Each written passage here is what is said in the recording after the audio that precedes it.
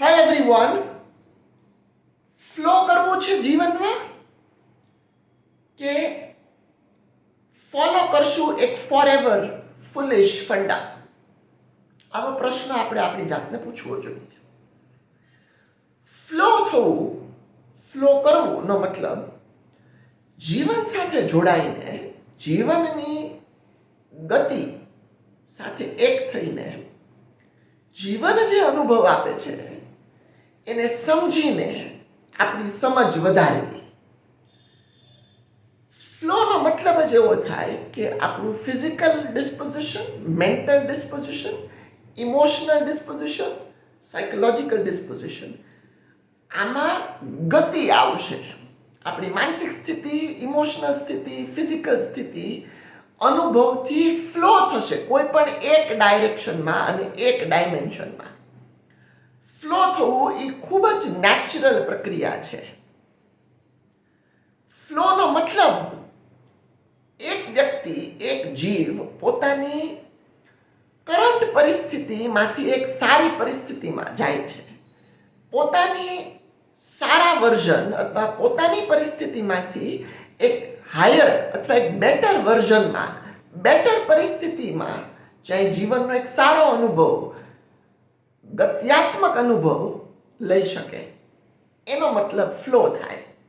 હવે આ બ્રહ્માંડમાં દરેક વસ્તુ એક અથવા બીજી રીતે ફ્લો કરી રહી છે, જેને ચોક્કસ એક હદ સુધીનું અને અમુક પ્રકારનું અવરોધક, ઇનર્શિયા મળે જ છે, પણ એ એક બેલેન્સ છે. ફ્લો જીવનનો બેસિક ફંડા છે. ફ્લોથી દરેક વસ્તુ એક અથવા બીજી રીતે ચેન્જ થાય.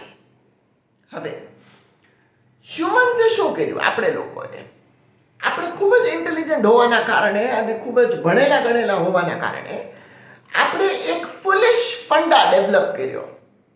આપણે એક ફુલિશ કન્સેપ્ચ્યુઅલ કન્સ્ટ્રક્શન ઊભું કર્યું, જેનાથી આપણે પોતે જ ભોગવીએ છીએ, આપણે પોતે જ તે પીડા અનુભવીએ છીએ. એનું નામ છે ફોરએવર ફુલિશ ફંડા. આપણે એક એવો ફંડા ડેવલપ કર્યો કે જેમાં આપણે એવું સમજીએ છીએ, વિચારના લેવલ પર, લાગણીઓના લેવલ પર, ખાસ શારીરિક લેવલ પર, કે અમુક વસ્તુઓ જીવનમાં કાયમ હોવી જોઈએ. For ever it should remain. હંમેશા એ રહેવું જોઈએ. હવે આ આપણે ફંડા ડેવલપ તો કરી લીધો, આ આપણે ફંડા કન્સેપ્ચ્યુઅલી તો કરી લીધો, પણ આપણે સમજી નથી શક્યા. એટલે આ જ ફંડાના કારણે આપણા જીવનમાં અત્યંત પેન છે અને અત્યંત કન્ફ્યુઝન છે. આપણે આપણા જ બનાવેલા ફંડાના કારણે બહુ બધું દુઃખ અનુભવીએ છીએ. કેટલી સરસ વાત આપણે ડેવલપ કરી, જાણતા કે અજાણતા, એ તમે જુઓ. આપણે એવું સમજીએ છીએ કે બહુ બધી વસ્તુઓ જીવનમાં ફોરએવર રહે, એટલે આપણે દરેક વસ્તુમાં ચેન્જ માટે ઓપન નથી હોતા. હવે મજાની વાત, આપણે એવું સમજીએ છીએ કે ફિઝિકલી જો કોઈ ઘટના થાય છે આપણા જીવનમાં, વિચારોના લેવલ પર, લાગણીઓના લેવલ પર, શારીરિક લેવલ પર, તો એ પછી બદલાવી ન જોઈએ. હવે આપણે પોતે જ તે ફિઝિકલી 2 વર્ષ પહેલા આજે જે ઉંમરમાં છીએ એમાં આપણે નહોતા. હવે આજે આપણે એક્સ ઉંમરમાં છીએ અને ચોક્કસ 1 વર્ષ પછી એ ઉંમરમાં આપણે નહીં હોઈએ, તો આપણે ફોરએવર એ ઉંમરમાં ન રહ્યા. પણ આપણે બીજા વ્યક્તિ, બીજી વસ્તુ, બીજું પદાર્થમાં આપણે એવું રાખીએ અને એવું સમજીએ કે એ કાયમ રહેવું જોઈએ. કઈ રીતે?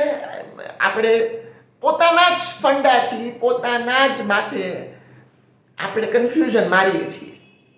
પ્લીઝ સમજીએ, જે કોઈ વસ્તુ ફિઝિકલ ડાયમેન્શનમાં આવે કાયમ ન રહી શકે.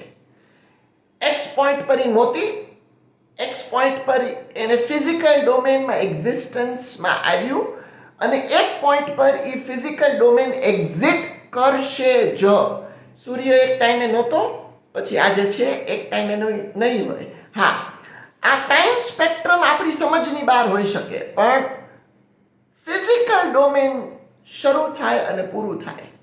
આપણી 5 સેન્સીસ ઓફ પરસેપ્શન જે છે, 5 ઇન્દ્રિયો જે છે આપણી, જે સૌથી વધારે જેની અધકચરી સમજ અને અનુભવ આપણને થાય છે એ પણ બદલાશે જ. એ કાયમ ન રહી શકે, અને જો રહે તો ખૂબ જ કંટાળો આવે, જીવનની કોઈ ગતિ ન રહે. ફોરએવર જેવું આ બ્રહ્માંડમાં કાંઈ નથી. તમે પણ નથી, હું પણ નથી, અને કશું જ નથી.